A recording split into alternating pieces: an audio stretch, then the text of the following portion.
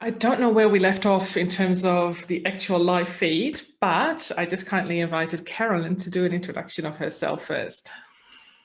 So I'll give you the floor, Carolyn. Bianca, do you mind? It's Caroline. Sorry Oh, to sorry, Caroline. Of course. Yes, no problem. Caroline. American and an Australian interpretation. And I do answer to most things, but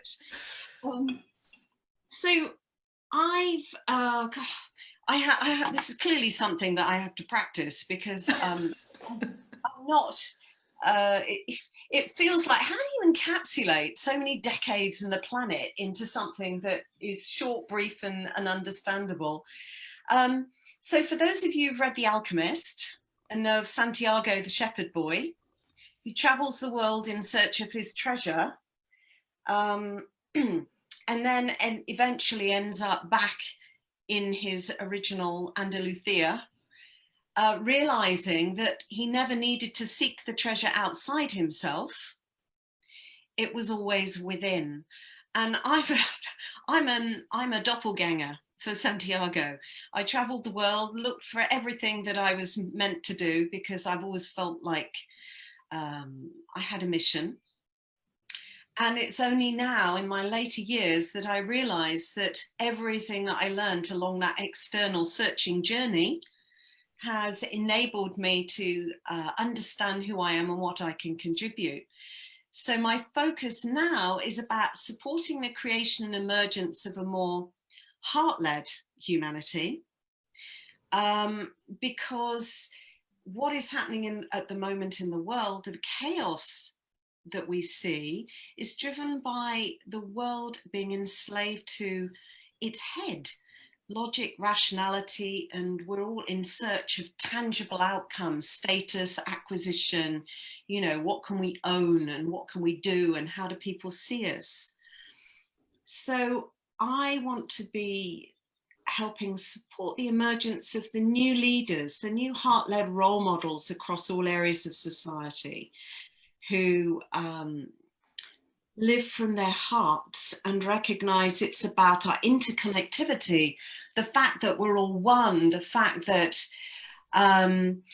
it's who we are and how we support one another and how we model that to society going forward to show a new way, a new paradigm. So that's my focus at the moment, in a very organic, as you can tell, unthought through, very spontaneous way. So yes, that's my focus at the moment, supporting the new leaders, the new role models, the new influences coming from the heart. Fantastic, beautiful. And I know that this has been quite a journey for you as well. It's been a long time coming, and I love to see you actually flourish and really explore this area too.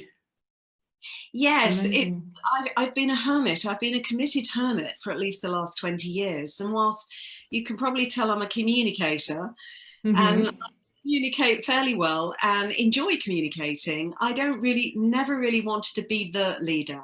Although I've supported leaders internationally at very senior level, and I'm very confident doing it, I've never wanted to be the visible person doing that myself. But now I can see that I've gathered so much stuff, knowledge and understanding about how people work spiritually, physically, emotionally.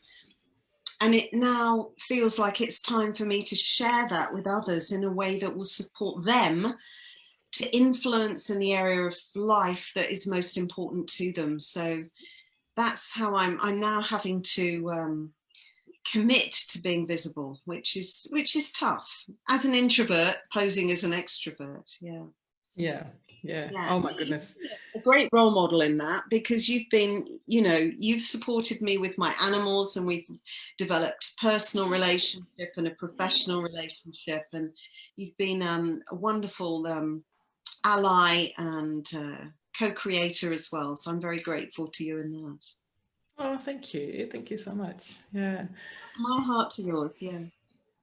Yeah, it's been absolutely amazing what we've talked about, the conversations that we've had. It's just been so wonderful to also be able to talk to someone who understands some of the things that are you know, in particular, when you talk about the new leaders and how we are going to show up, it's been really wonderful to hear that side of the story too, because the things that you sort of experience right now, and in particular because we are evolving so quickly, and what you said earlier before we started, that, you know, we are being pushed in the direction that we need to go in right now. It's just wonderful to experience that, and yeah, to just explore those areas with you too. Just, yeah. And I think we all know that the time of the masculine energies, which are connected with the head, and we've seen an excess expression of those in the ego, control, power and greed that we see around the world, is now shifting into the heart, the more sacred feminine expressed energies, but we need them to come into balance.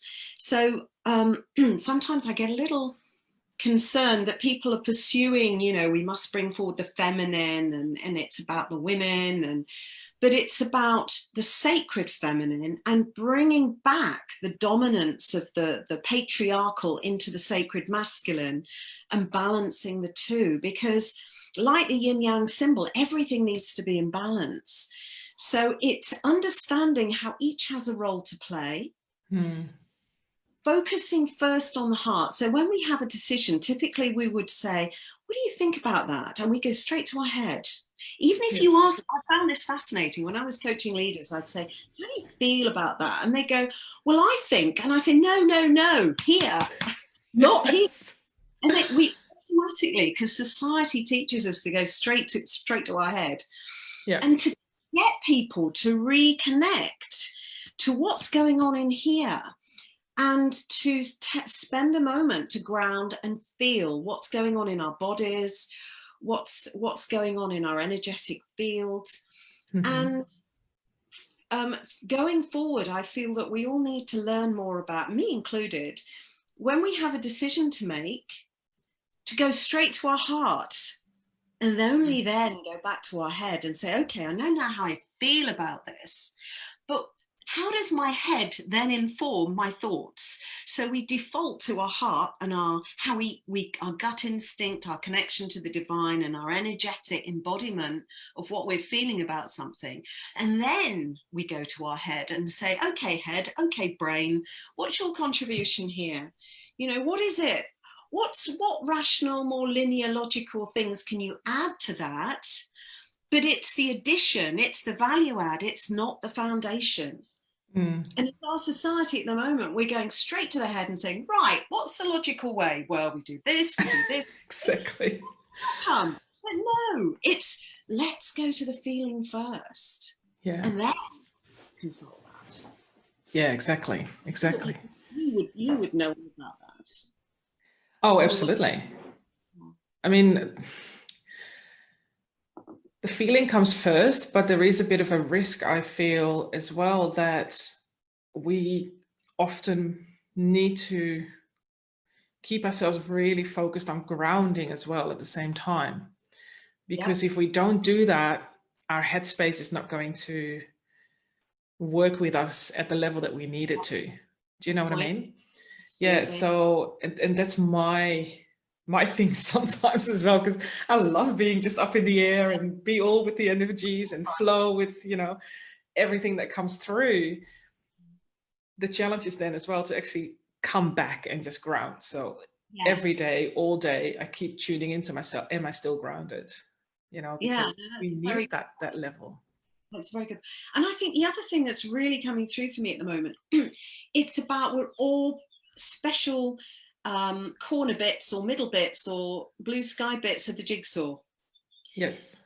Without the next bit of the cloud bit next to the blue sky bit, or the other corner bit in the jigsaw, or whatever, we are less powerful. Yeah.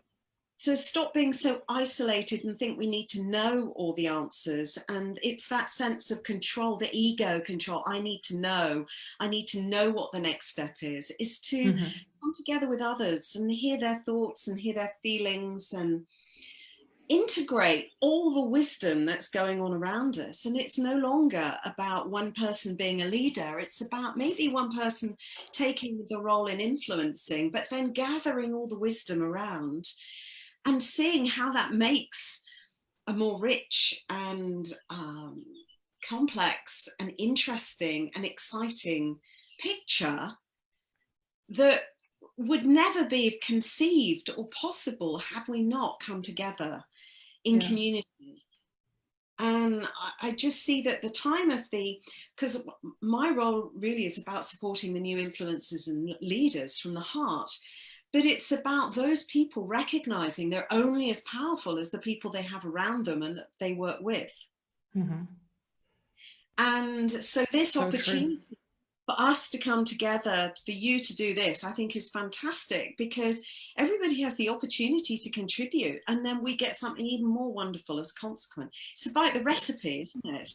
It's about not having the formal recipe in the recipe book, but you just chuck bits in spontaneously, randomly from everybody that's there and go, wow, that's an extra special cake I cooked. I never knew that, you know, it could be that unusual and delicious, because we've done it spontaneously and it's come out completely differently. Exactly. And it's actually interesting as well, just as a side note, we've just been thrown out of Facebook Live twice. And now that we started talking about all this stuff, we haven't been thrown out yet.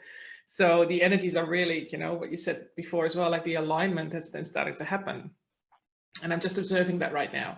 So it's fascinating that that's sort of happening as well, that now we're talking about all the stuff that we need to delve more into. And I believe that we really need to start considering to apply all those principles as well, and not just stay focused and in the head and, you know, just doing all the practical stuff. Yeah. You know, do you know what I mean? Like, it's, yeah. Just want to read a few comments because we've got huge engagement going on, which is really great. I love it. So we have Delise saying, okay, you're back. That's all good. And what else is going on? That's that one there. So we have live now. Okay, here we've got more comments. We have Andrew is commenting on what you were talking about in terms of the healers. He's going, the intersex community in history has always held position of healers, seers, because they carry both the masculine and feminine. Very beautiful. Then we have Delise saying, I feel also that the grounding keeps the focus keen. Yes. We have Lisa Phillips. Hello, Lisa. Gorgeous. Nice to have you here. And Delise is saying, yes, Caroline, community and contribution, as you say, is so important, and us coming together is so wonderful. Beautiful, beautiful comments. I know, Andrew, you had another comment, but for some reason I can't see that, which is very strange, but we'll see how we go. Okay, so it's so wonderful that everybody's actually joining the conversation too. Thank you all so much for that. And do share, take a picture of your mug as well. We want to see your mugs, guys. I even put some sparkly nail polish on. I can't offer that, but I'm bringing in a new version. Awesome, awesome. Love it. And, you know, not just the connection that we have with our spirits and with ourselves and nature around us, because you live in beautiful surroundings there behind you. It looks absolutely stunning. I'm very blessed. Yeah. I had the barn owl fly over me the other night, and I don't know if you have barn owls. I can't remember if you have barn owls in Australia. I don't think you do. They're like white ghosts. They're big birds, but they're white, and they come out at dusk, and they fly over the meadows and suddenly dive to get their prey. And they're just the most spectacular creatures. And I have the deer in the field next to me, and I feed the foxes, and I've got the badgers, and it just feeds me. And they've got the birds of prey over above, and it's lovely. Yeah. And you've got all your beautiful animals indoors as well. Yes. Do you want to introduce them to us? I'm not sure about the description of the beautiful, but yes, I'm going to. I've got two Romanian rescues with one on the way. She's in quarantine waiting to arrive because of everything that's going on at the moment. So they're like yin and yang. They're like the divine. Well, I'm not sure about the divine, but they're certainly masculine. We're working on the sacred divine part. One is a cool, laid-back dude, and the other one is hyper nervous and very intelligent and very active. An old collie cross, she's 14. She's the matriarch. And then I've got 4 rescue cats, Siamese crosses and a ragdoll. Beautiful. So, they must be keeping you very busy. They always do. I mean, it's the distraction more than anything else. But that's the grounding. That's definitely the grounding. Yes. I don't know why, but I feel called to talk about Mary Rodwell, and I don't know whether it's appropriate or not. Mary Rodwell? The bigger perspective of what we're experiencing at the moment. As I know everybody, well, not everybody, that's probably a gross generalization. An awful lot of people now are feeling that energetic push that we were talking about now's the time. And I just wondered if it might be of interest to talk about the bigger galactic context, about why we're feeling this push and how it fits into the galactic and universal evolutionary process, our cosmic context. Because as part of the Heart-Led Humanity conversation that I'm looking to start around the world with a lot of thought and heart leaders, bringing in these new ways of being and living and technologies in the world, I feel that if, as humanity, we recognize that our progress is, or that the cosmos is really waiting for humanity to move forward with its evolution so that our universe and the multiverses beyond can actually evolve and ascend as well. So there's been a lot of patience in our universe waiting for humanity to make the choices to evolve and ascend, because we're holding back our cosmic brothers and sisters. Mary Rodwell, some of you may know her. She was born in the UK. She now lives in Australia. She qualified as a nurse originally, and she then started working with children and families who were displaying, and I may not have this completely accurate, but my understanding is that she found that they were displaying unusual qualities, and families came to her to understand why their children were behaving the way they were. And after many years of following these children and case studies, she found that these were the new starseed children coming in from other planets and galaxies and constellations to support the evolution of humanity at the time. It always makes me incredibly emotional to talk about that because I feel I am one, and I'm sure you are, and many of the people on here with you are. And they have come to support the waking up of humanity at this time so that we can, I think we've had many attempts to evolve, many attempts for humanity to ascend, but we've been thwarted by certain agendas. And now is our time to ascend so that not only can humanity itself ascend, but the rest of our galaxy and beyond will benefit from our own evolution. And she talks about the new human and these new hybridized and starseed children coming in. She's written, her latest book is called The New Human. And it is fascinating about all the amazing skills that these children are being born with, because they're from planets that have got knowledge thousands of years in advance of us. And they're bringing it through music, through science, through awareness that is going to wake us up as a humanity. And so I don't know why I don't know if there's somebody on the call who needs to hear that. Yes. But I'm strongly called to share that. So I hope for those of you who are thinking, what the hell is she talking about? Gone from Heart-Led Humanity to cosmic and galactic. if you listen to a lot of the YouTube presentations and international conference presentations that Mary Rodwell has contributed to, it's fascinating what is coming through at this time. A lot of these children are presenting with symptoms that are recognized as Asperger's, ADHD,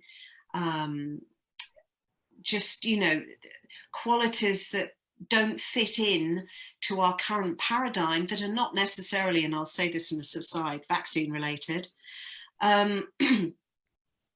It's amazing. So I'll leave it there, but I just felt really strongly called to say that and share that. Thank you, because I know for a fact that there are people here that completely understand what you're talking about. And for those who don't, I am sure later down the track it will make a lot of sense. And I'm buzzing. I'm absolutely buzzing. Yeah. Yeah. Beautiful. And it's actually,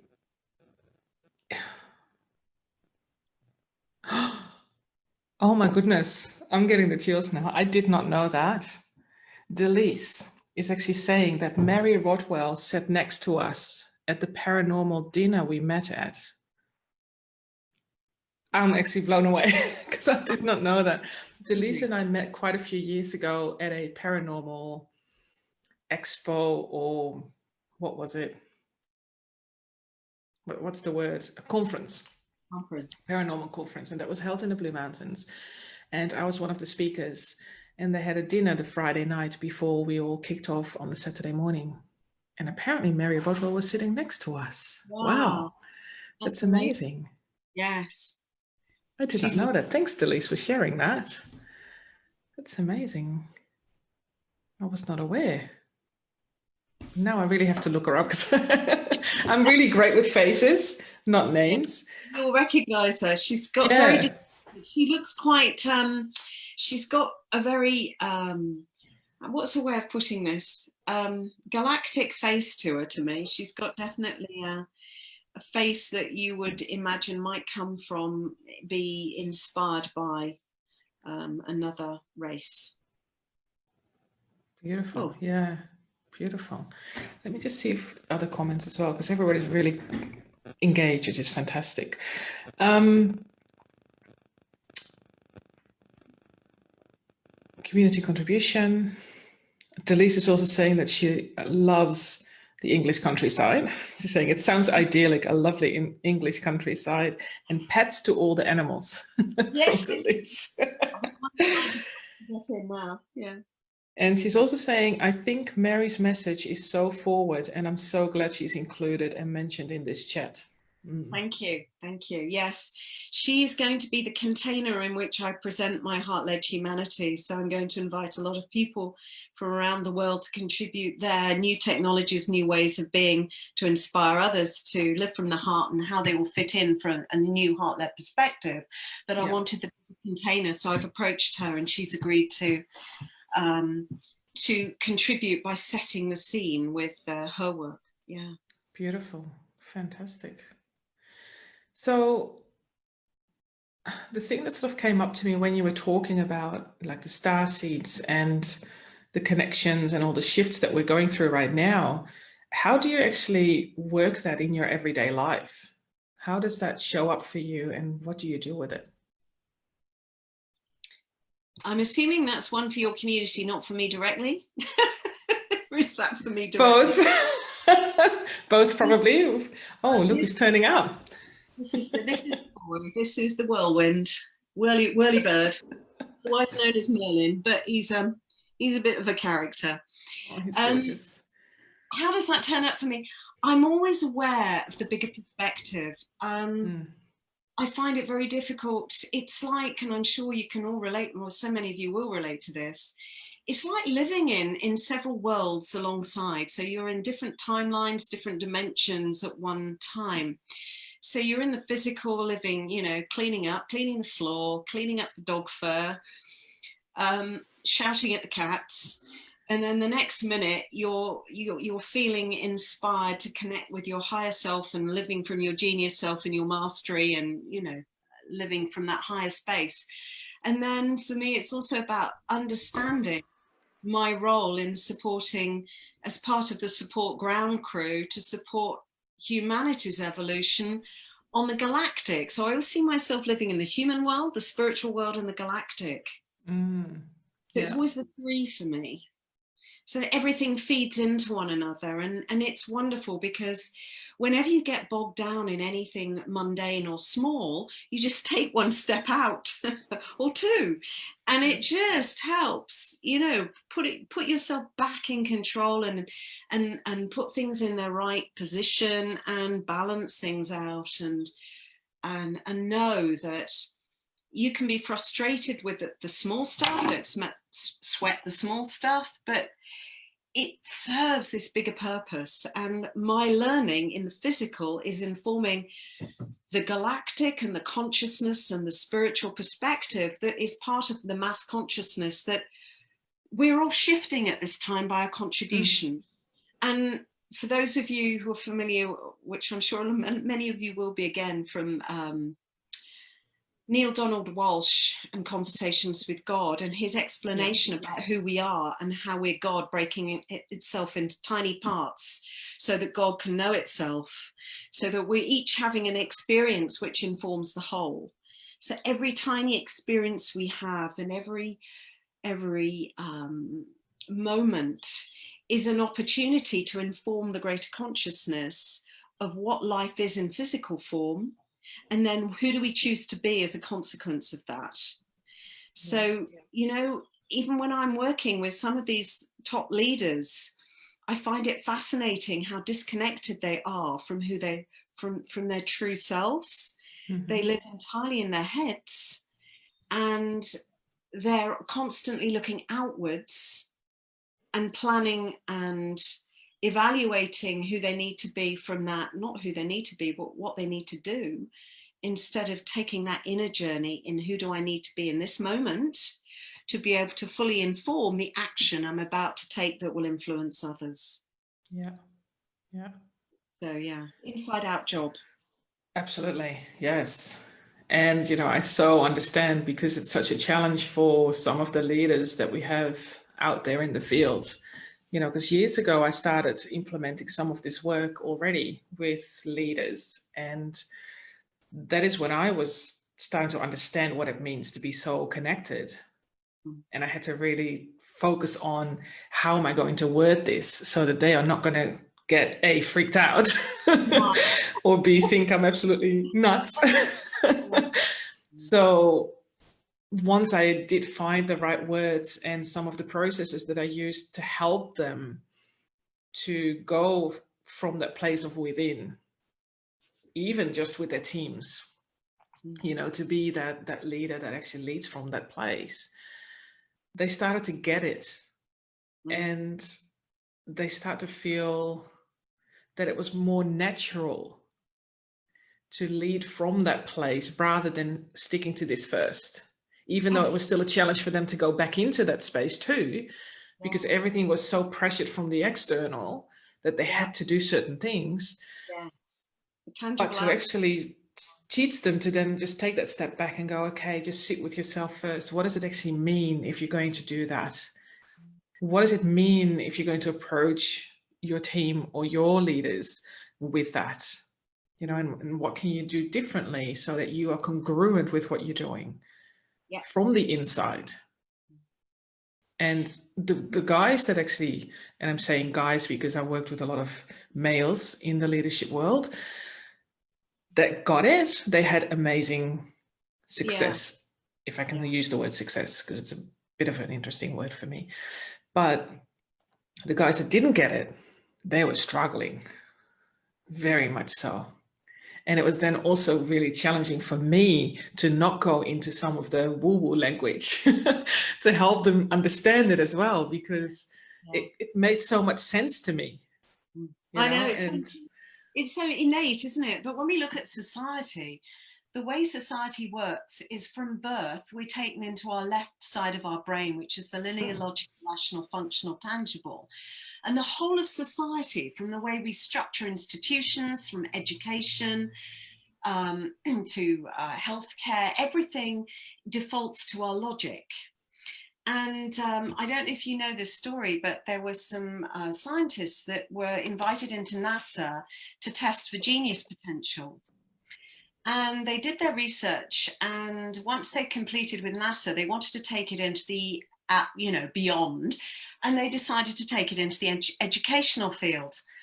So they took it into the educational system, and they tested children aged 2 to 3 before they went in, even when they were tiny tots, into the school system, for their genius potential. And guess what percentage genius potential they found in those children at that age? Take a punt. What percentage? 70? 98%. 98%. Oh my goodness. So then they put them into the school systems and they measured them again, aged 5 to 6. What do you think it was then? Less than half. 37%. Yeah, yeah.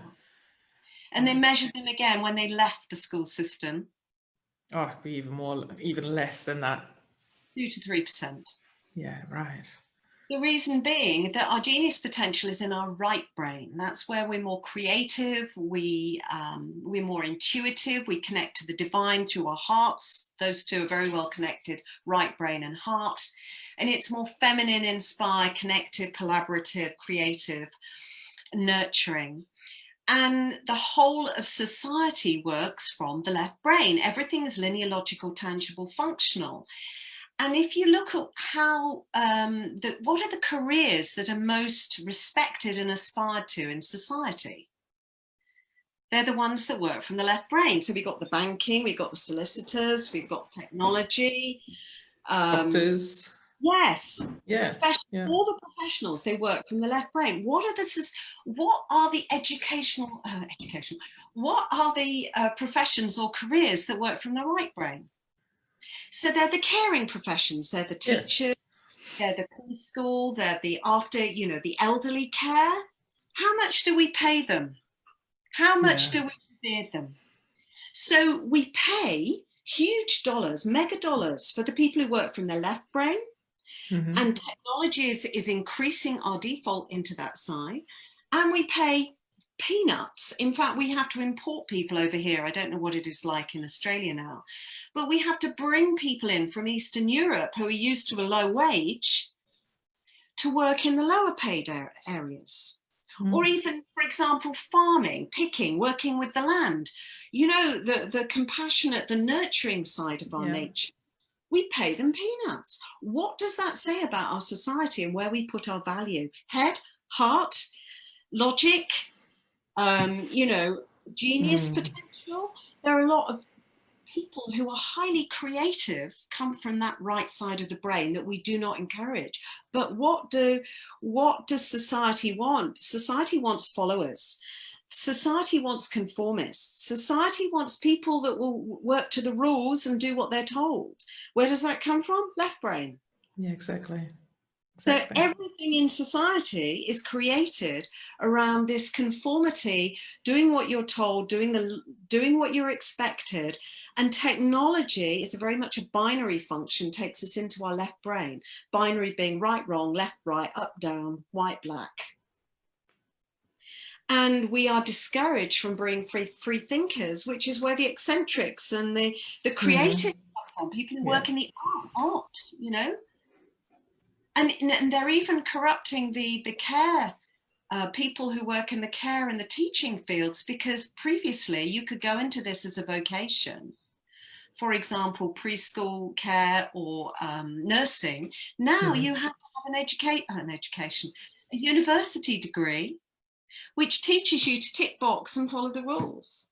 So I think it's interesting to look at how we're being maneuvered as a society, and with what's happening with this lockdown and this social distancing, it is, in my view, my humble view, teaching us from one regard, you can take it that it's giving us the pause to self-reflect and discover who we are and how we want to go forward as a society and connect to ourselves.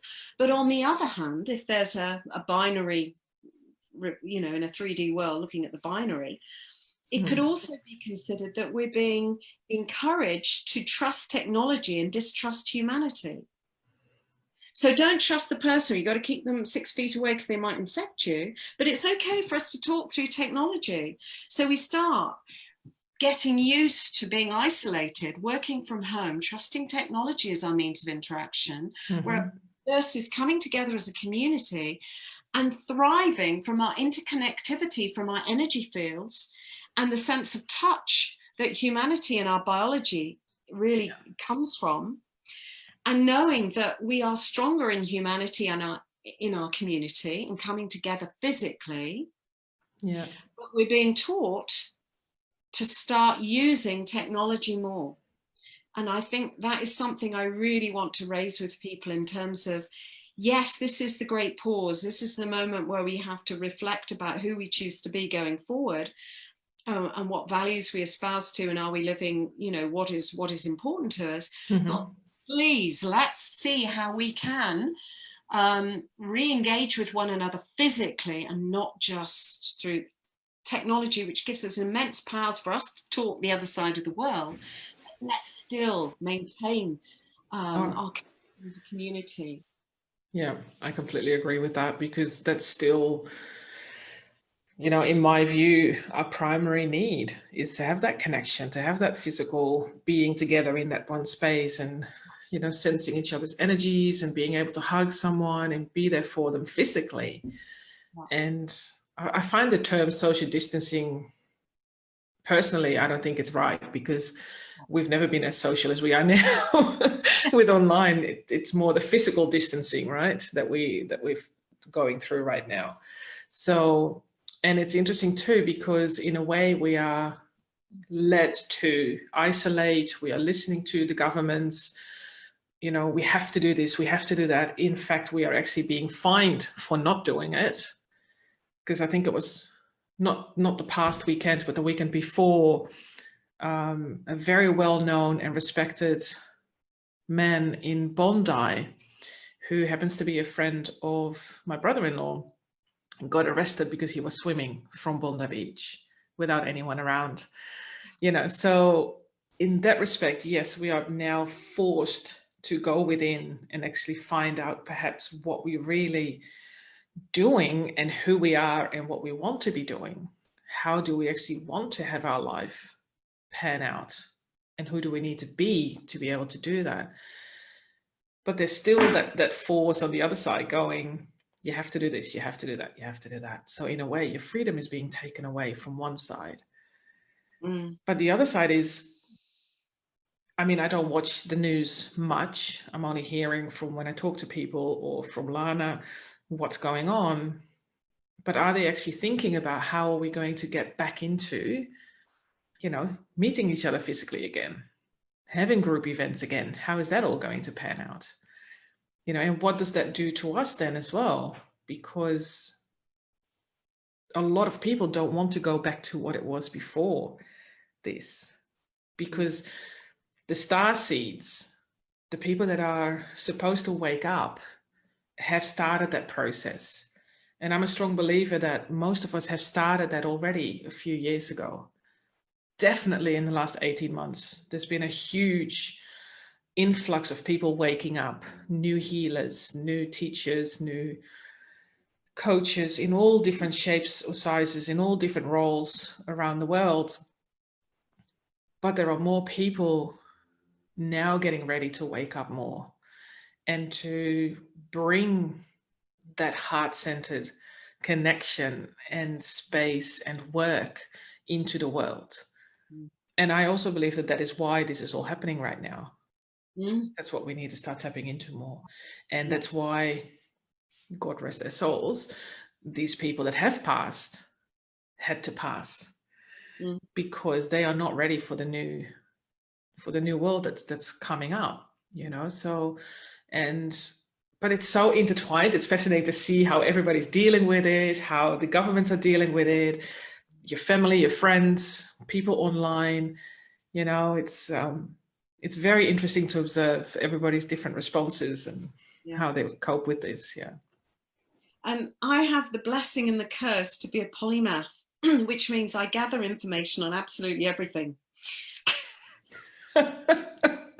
from geopolitics to, chemtrails, to alternative energies, to healing, to you name it. And so I can see the geopolitical agenda of controlling us and manipulating information and disinformation that we're being fed, that is they're trying to disempower us by locking us down, overreaching their powers. And I can see the spiritual and the galactic opportunity within it. Yes. And I do think, and this might be controversial, I do think there is still a space for activism, because we're born as spiritual beings in a physical form. And I still feel that there's the space for those people who feel called to challenge and stand up to physically the governments and their overreach of powers at the moment, because it's happening in the UK. These things are, the fines and the control are happening, but they don't have the actual legal legislation to back it up. So people need to say, no, this is not right, and we will go out. And in actual fact, the death figures are nowhere near what you're telling us, and it's no greater than the flu in an average year. So I think people do need to know that bigger picture of how they are being fed misinformation by the mainstream media, and that we have that understanding and that context within which we apply our spiritual understanding. So we know that there is an agenda to take our power away physically and spiritually, so we can respond physically and spiritually. So it's not just about the love and the light and, vibrating at those energies. And this is just my personal feeling. Everybody will have a completely different view, and that's fine. But I also think it's about informing people about what is really going on in that physical world, so we can place our spiritual activities and choices within that bigger global context. Otherwise we're coming from we're not fully aware of how what we're doing fits into that big picture. Energies. That's just my personal opinion. Fantastic. Love it. Love it, love it. Just going to go to a few comments. This conversation is so well received and absolutely needed. So we have Delise saying that she understands that connection to be in the interspecies connection, like connecting the cryptids, perhaps, I don't know how to pronounce that, who can be connected to as well. And we have... And she's saying being indoctrinated in a certain way of thinking and being bordered by the banner of professionalism and learning not to speak your truth or not speak at all, as there may be consequences. Completely agree with that. Yeah. Michelle is saying highly interesting, Caroline. Thank you. Pleasure. Very good. And Delise is saying, I have not looked at any information regarding what is happening with the current situation. And the leaves are still falling for autumn and the sun is still rising. And there is a great sense of silence to be able to listen and feel what's happening. That's beautifully said. Absolutely. Beautiful. And that's a beautiful way to finish up, because we've reached 8 o'clock almost. Time flies when you're having fun. Very good. Yeah, wonderful. Is there anything else that you would like to leave us with today? No, you're asking me all these wonderful questions that I should have thought about beforehand, but absolutely. Don't worry. It's all on the fly. I never even thought about what to ask. That's the beauty of this. I just love being in, this opportunity for expanded community, and I think we're all feeling our call to service, and it's wonderful that everybody is feeling their way forward. And let us all just continue that wonderful inner and outer experimental journey, and enjoy the process. Be in joy. Yeah. Wonderful, wonderful. Lovely.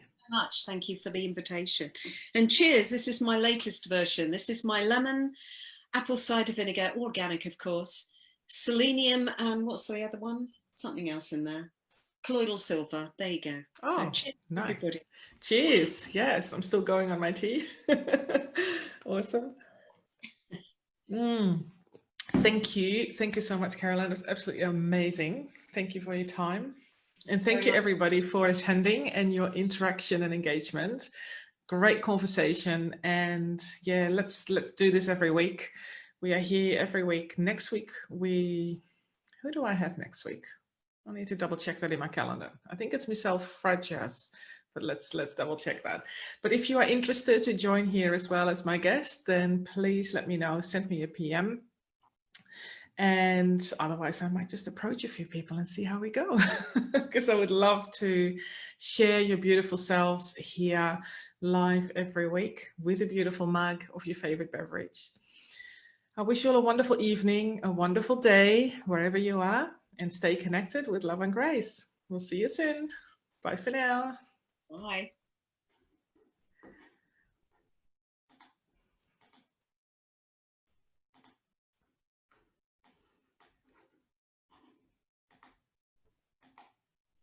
I don't know whether you wanted me to stay on or you finish your recording.